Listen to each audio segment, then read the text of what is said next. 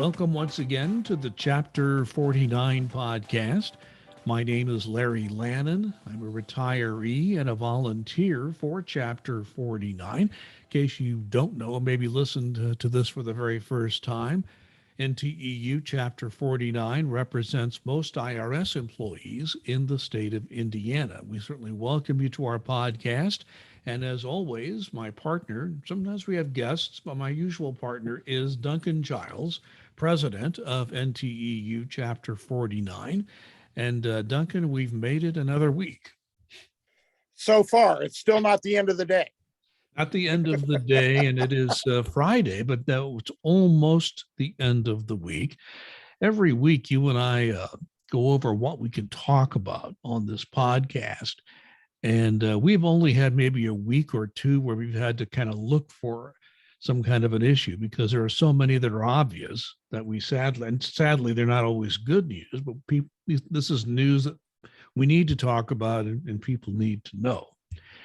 And when we talked about the subjects this week, something I saw on the news this morning, I thought this had to be our number one discussion. And we're going to talk more about COVID in a minute. But March 11th, 2020 is sort of the unofficial time when in that year, 2 years ago, everybody seemed to understand based on what the media was reporting and the health professionals were telling all of us that COVID was big, it was going to be a problem, it was going to be here to stay for a while. Not the kind of anniversary you want to celebrate.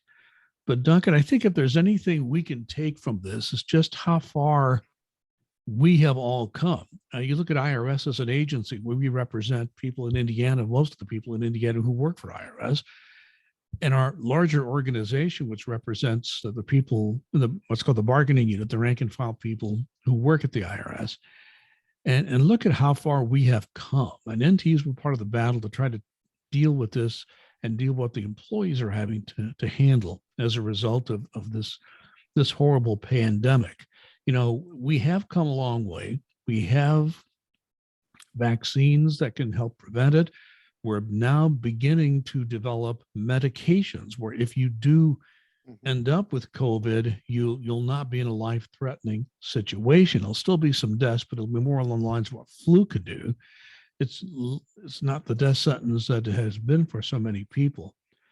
When we look back at 2 years of COVID, I mean, there's been a lot of pain and there has been death and there has been some awful sides to this. But I think we need to realize we've come a long way, and to a large extent, most of us have been able to get through this. What are your thoughts?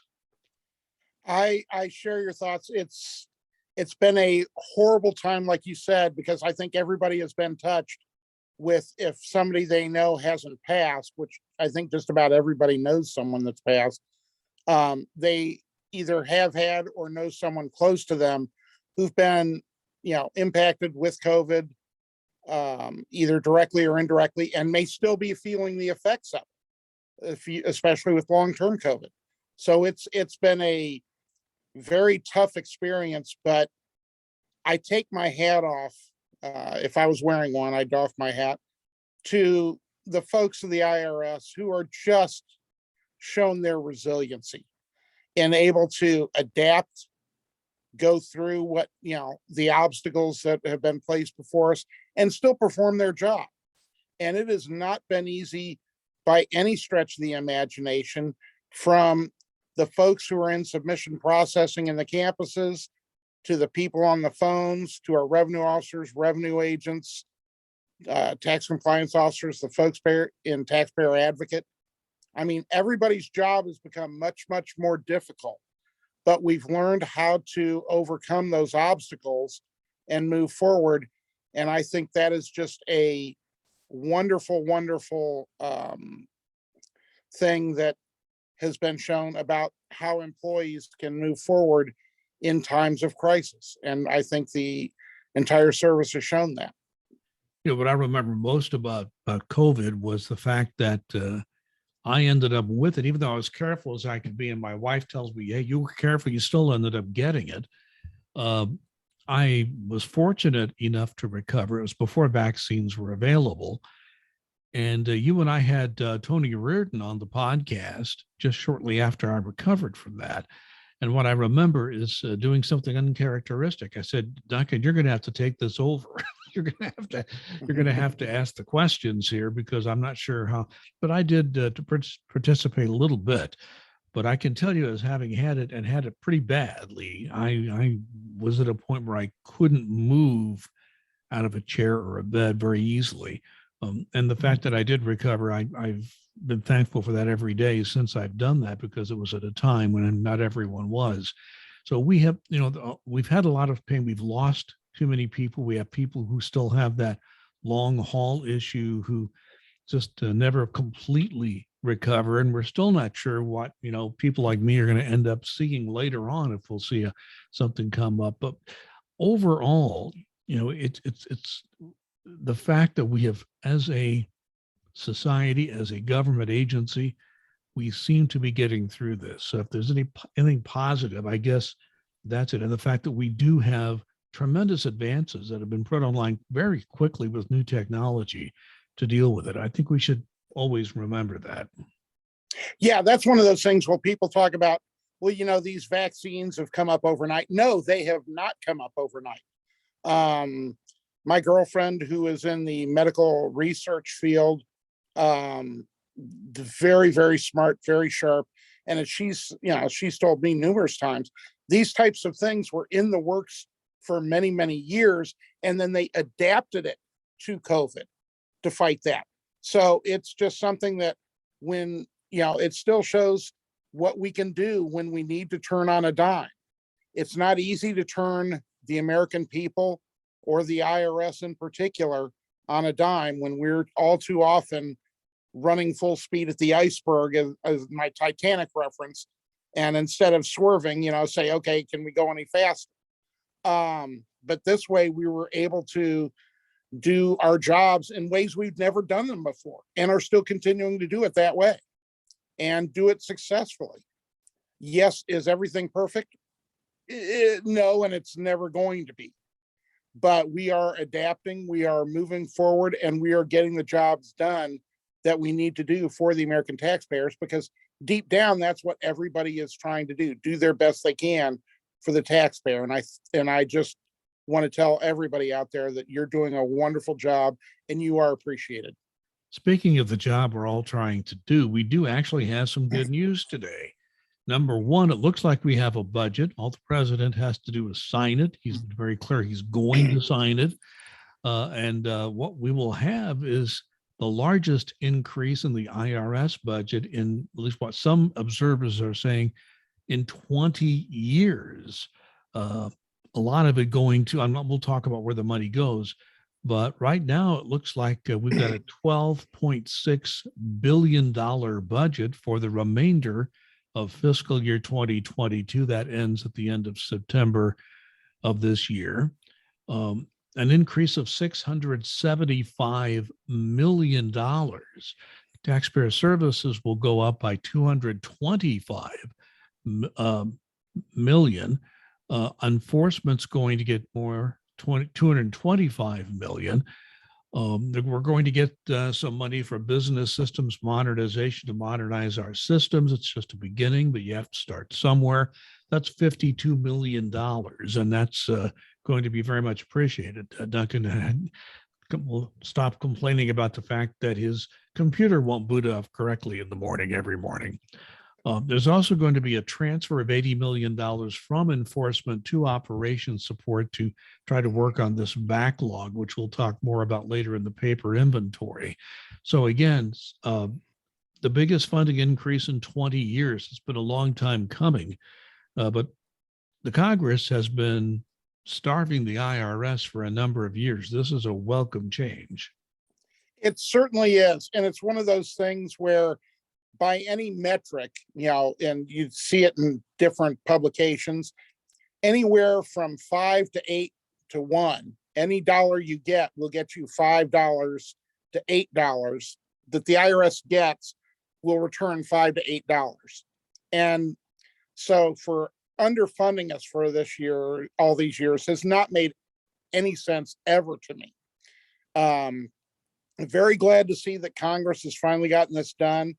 They're tying it in with the aid to the Ukraine, which to Ukraine, the Ukraine, excuse me. And I think that's, something that drove a lot of this, but I'm very glad that A, it's going there, but B, also that we're able to finally fund the government agencies the way they should be. We shouldn't be running continually on continuing resolutions. That is no way to run a railroad, as you and I like to talk about. And it just needs to continue to, Congress continues to need to do the work that they're supposed to be doing there. I can hope that next fiscal year, it'll be passed in time, but I'm not holding my breath for it. But I'm just very thankful for the bump that we've gotten this year, and that we are going to have money to do hiring. We're going to have money to do improving our systems. This is coming from a guy who I think it was Monday or Tuesday, I had to boot up, I think 6 times before it finally decided to connect to the LAN. And I'm in the office. I'm not using remote here. I'm in the office directly connected to it, and it took 6 times to do that. So any improvements that we can get are going to be greatly appreciated. So the chapter presidents are in front of the line to get refreshments of their equipment. Is that what you're saying? I certainly do. I expect to get a 1990s computer any day now. As an improvement. Well, I mean, and we joke about it, but even I was a manager. Managers had trouble getting the latest technology too. So it's sort of it's across the service problem. So let's hope that will be helped to some extent. But what we can dovetail from that into what IRS is proposing to do in terms of trying to get this paper backlog done. Part of it is, you shared some information with me a couple of weeks, 2-3 weeks ago, that this paper inventory, it includes original returns, amended returns, adjustments, all sorts of things submitted by paper, that there was somewhere between 11 and 12 million if you put the individual and the business returns all together. The Washington Post, I think, quoted the taxpayer advocate as saying it's 24 million. So we start off not even knowing how big the inventory is. Why is this, do you think? I wish I could tell you. I've asked this very question. I've not been able to get a straight answer from anyone. And I know that's going to surprise a lot of people, that you can't get a straight answer sometimes from high level executives. It's shocking. I'm telling you, it's very shocking. But the main thing that we know is it's a huge number. It's multiplied many times by what we usually have. And it's been not just the pandemic, it's also been because we just don't have enough people doing the work. And it's a tough situation. And again, as I alluded to earlier, everybody wants to do the best they can for the American taxpayer and help people. That's part of the reason we're here. We want to help people. And it's just, we keep rolling the boulder uphill and it keeps rolling back down. It never seems to be an end in sight.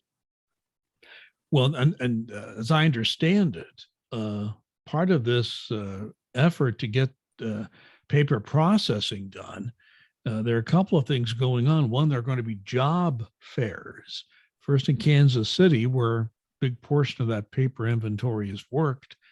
Then in Austin, where there had been plans to wind that paper processing down. Well, okay, we're not going to, after all, as a service. Service is saying that as we. The service is not winding it down. After all, we actually going to have a job fair and try to hire some people. I understand the processing center in Ogden, Utah is having a job fair. Here's the problem. What sorts of jobs are we going to offer these people, Duncan? There you go. That's that's it exactly. It's the definition of insanity is continuing to do the same thing over and over again and expecting a different result. You can have job fairs. You can, go out there on sites like LinkedIn and really press and let people know what jobs are out there and things of that nature. But the vast majority of these jobs that they're hiring for are starting off as seasonals. And even though that the president has raised the minimum federal wage to federal employees to $15 an hour, you're still looking at grade 2s, grade 3s, phone folks at grade 5s. And you're just not going to get a whole bunch of people applying for that when they can start off making more money at Wendy's down the street than they can at the federal government. It's, we talk to people all the time about the better benefits that we have, thrift savings plan, the pension, and there are some absolutely good options, but people are not looking at those.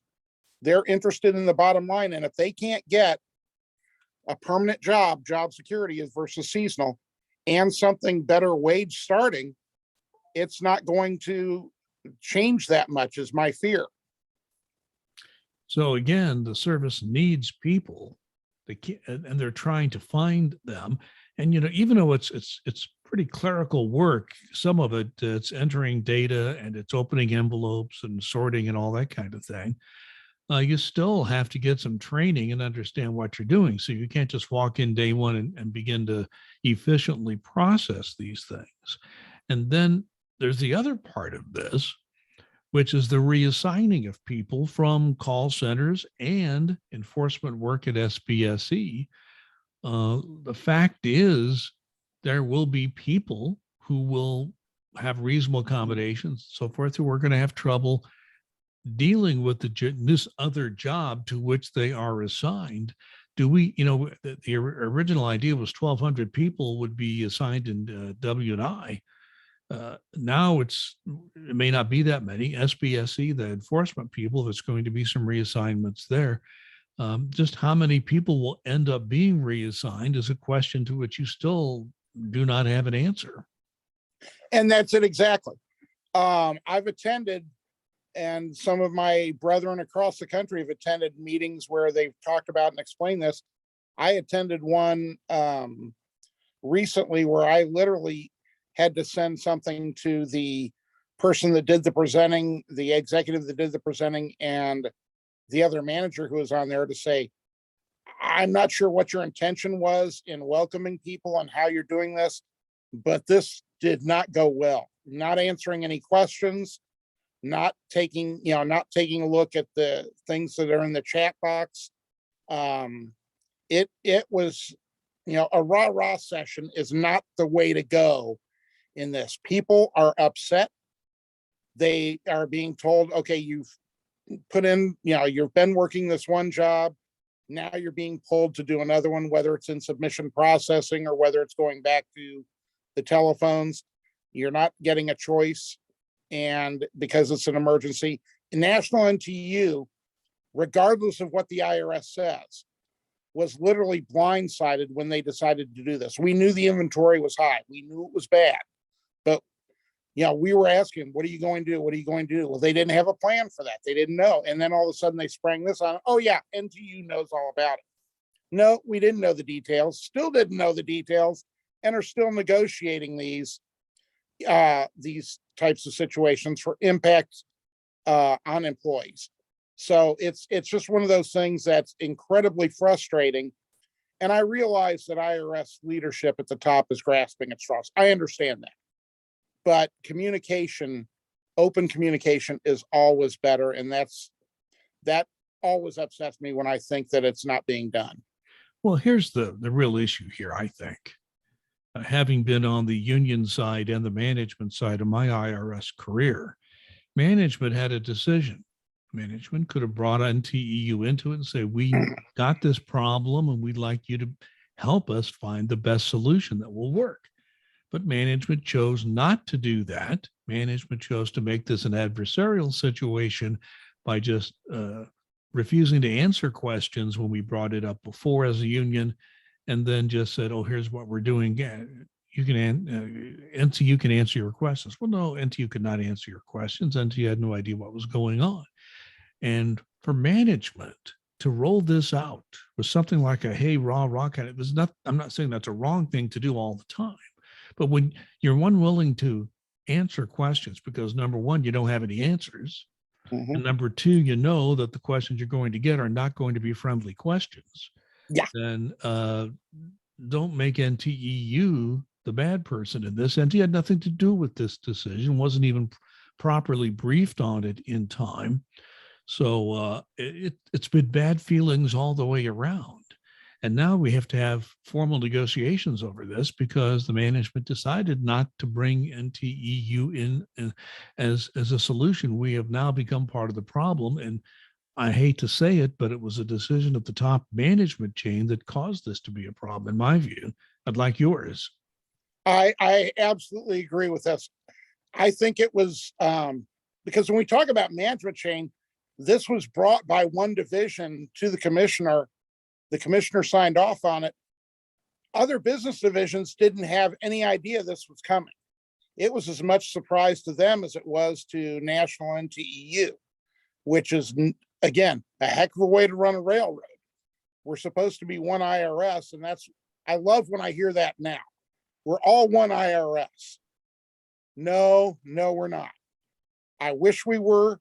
Supposedly someday under, our restructuring, we're going to be one IRS again. I'll believe it when I see it. But right now it's okay.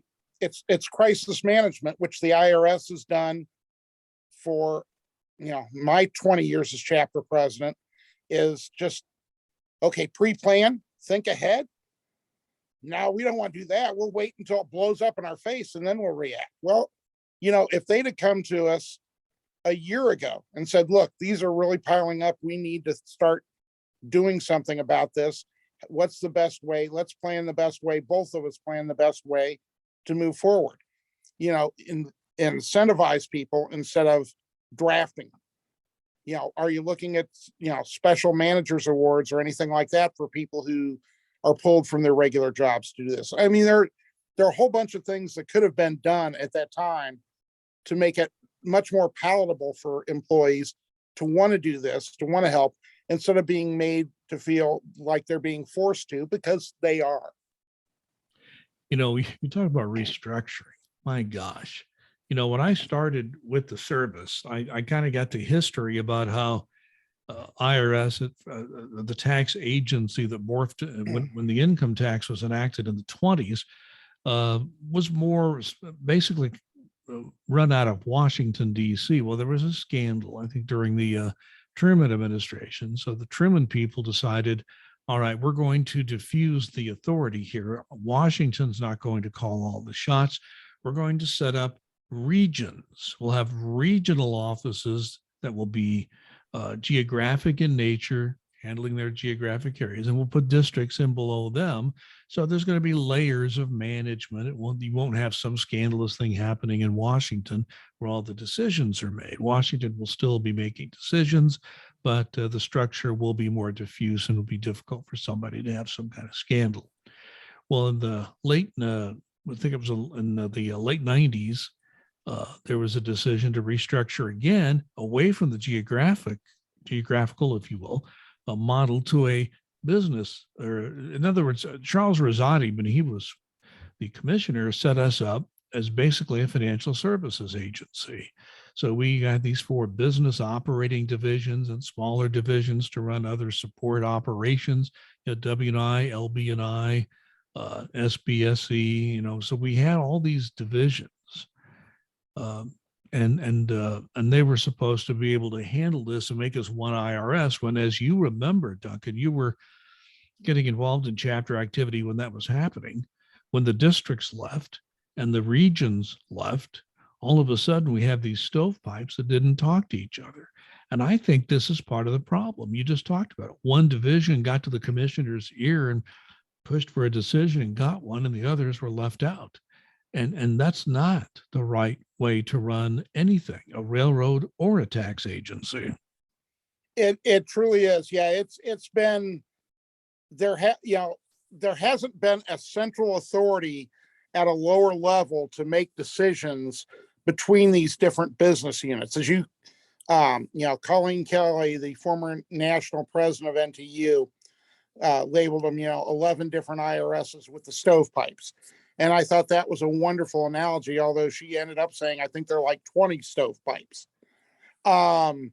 Because until you get into the commissioner or even the deputy commissioner's level, there's nobody that really makes these decisions. The senior commissioners reps were originally envisioned to do that, but they have no power, unfortunately, to enforce things as much as they might want to. So the business divisions are just like, hey, look, we're going to do what's best for us. If it's not the best for you, we're sorry. And that's what's happening in a way with some of this work. The paper needs to get done in the service center. Everybody agrees with that. Absolutely. But how it's done and the way it's being done, I think could have been done much better in consultation with the different business units, as well as national NTU, and even the managers associations, the professional managers associations and the federal managers associations. If they'd have been consulted, nobody was basically consulted. So it's just the people that actually are doing the work that could help you in making the best decision on how to move forward. We're not the ones that were consulted. Well, Duncan, let me bring up another issue. We all saw we brought this up before. We saw the president give his State of the Union address, and President Biden has made it clear he wants federal employees to come back to the office. We still have no 30-day invocation as to when IRS employees will come back to the office. Not that we're in any big hurry or anything, but we keep expecting it and it hasn't happened. Why do you think IRS has not been able to put in motion that 30-day notice for employees to come back to the office? We've been expecting it for a long time, but it still hasn't happened. I think that they're trying to actually work out the kinks. And in this one, I think they're trying to talk. I know there have been some discussions with national NTU because they want to do it in what they're calling phases. And so I hope nobody gets phased out on this one. It's one of those things we want to try and do it the right way to bring back people that need to be back here in the IRS's eyes, and then have it basically checked as much as possible by national NTU and other parts of the organization to make sure that folks do need to come back, because there's going to be, whenever people come back, a great deal of trepidation. I talked to a longtime managerial employee today who was getting his badge. I ran into him in the hallway, and he had not been back into this building for a couple of years before now. And he was like, it's going to be very strange for people to come back. And I think that's going to be the way that a lot of people are going to react. There's going to be trepidation. There's going to be, why do I have to come back? Because of the fact I'm able to do my job from home. There's going to be others that are going to be going, thank God, I'm tired of working from home. I want to come back. So there's going to be an entire mix of things. And, trying to figure out the best way to bring people back with the least amount of anxiety so we can get the most work done is going to be a very fine tightrope. And I think that's what IRS is trying to do right now before letting that other shoe drop and giving that 30-day notice. And I think the one thing that seems to be encouraging to me, based on what I've heard from you just now and before, is that there seems to be a recognition by the management that bringing people back into an office is a big change after almost 2 years of not being in an office. And this can be good in one way, and maybe that socialization, getting people together, will be a good thing. But there's the other side of it. Maybe people will be on edge and not in the best mental condition. There's emotional condition. So there has to be a recognition of that, I think, before the trigger is pulled. And the fact that the people are actually talking about that is encouraging. Yeah, it is there's a lot of psychological issues here. The social anxiety, as the daughter of the mental health professional would say. It's just wanting to make sure that they're doing it the right way with the right people at the right time. Because people have been working. We have had people back to the office. Our people working in the tax have been back in the office every single day. Our people in the service centers, there's not people out there sitting at home eating bonbons, collecting checks. These people are back in the service centers working in very close quarters. So when we hear things like, well, IRS needs to reopen offices and get back to work, it's like, what exactly work is not being done? And nobody can exactly specify that. So there's also the political pressure and the perceived public pressure to do this when it's already being done. Duncan, we're out of time. Any final comment? The first thing I'd like to say is, again, I want to send my thoughts out to the people in Ukraine who are just undergoing an unimaginable strain to all of us to be able to fight for democracy. And that's what this is. And I am all for anybody that's standing up for their rights, whether it's employees here, making sure employees have their rights taken, or standing up to a totalitarian government that wants to try and annex their land. So I, wholeheartedly, my thoughts go out to them, and I can't imagine the courage that they have in doing what they're doing. And the last thing is I just, again, want to express my thanks to all the employees out there who are busting their butts every day for the American taxpayer, whether you are bargaining unit, non-bargaining unit, whether you are a member of National NTU or staff out there, or my fellow chapter leaders across the country. You're doing a great job. You're doing a great service. You are appreciated. And I just want to say, I, among countless others, thank you very much. And you just heard Duncan Giles, our chapter president here at Chapter 49, and you've been listening to the Chapter 49 podcast. We try to do this every week. We shoot for weekly. We get it most weeks. We do take a few weeks off now and then.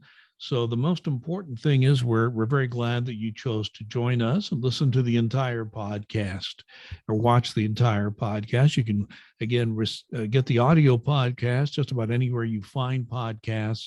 Sound, you can find it on any platform. Just search under podcasts by Larry Lannan, Lannan. I produce a number of podcasts. Just check that listing for the Chapter 49 podcasts. And if you want to see the video, it's on YouTube. Just search for Duncan Giles. You'll find more than one, but you can subscribe to the one where we have the Chapter 49 podcast on his video feed. Again, if you want to get updated regularly on these podcasts, just send an email message to Duncan at nteu49@aol.com, and he'll put you on the list. In the meantime, please be safe and be kind.